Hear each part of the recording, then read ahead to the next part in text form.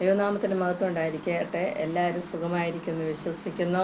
നമുക്ക് ഇന്നത്തെ ചിന്തയ്ക്ക് വേണ്ടി നമ്മൾ 60-ാം സങ്കീർത്തനം അതിൻ്റെ 5-ാം വാക്യം ഇപ്രകാരം വായിക്കുന്നു. നിനക്ക് പ്രിയമുള്ളവർ വിടുവിക്കപ്പെടേണ്ടതിന് നിൻ്റെ വലങ്കൈ കൊണ്ട് രക്ഷിച്ച് ഞങ്ങൾക്ക് ഉത്തരമരുളണമേ.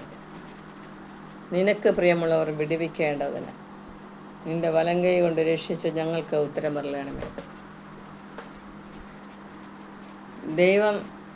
ദൈവത്തിന് പ്രിയമുള്ള മക്കളായി നമ്മെ തിരഞ്ഞെടുത്തു.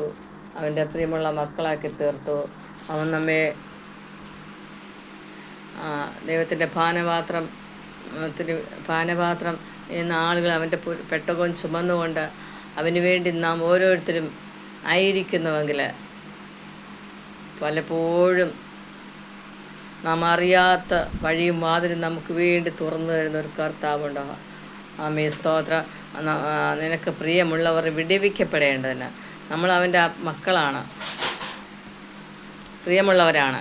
വിടുവിക്കേണ്ടതിന് ദൈവം നമുക്ക് വേണ്ടി ക്രൂശിൽ യാഗമായി തീർന്ന ആ ദൈവത്തിൻ്റെ സന്നിധിയിൽ നമുക്ക് സ്തോത്രം ചെയ്യാൻ സ്തുതിക്കാം. നമ്മെ അവൻ്റെ മക്കളാക്കി തീർത്തുകൊണ്ട് ഇന്ന് ആളുകളായിരിക്കുമ്പോൾ നാം അവൻ്റെ പ്രിയ മക്കളും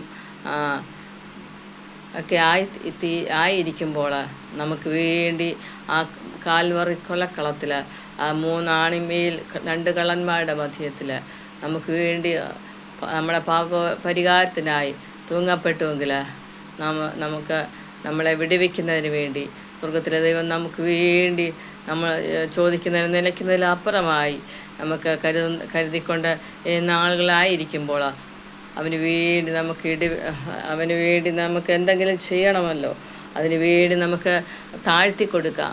അവൻ്റെ പെട്ടകവും ഏന്തിക്കൊണ്ട് അനേക ആത്മാക്കളെ അതിലേക്ക്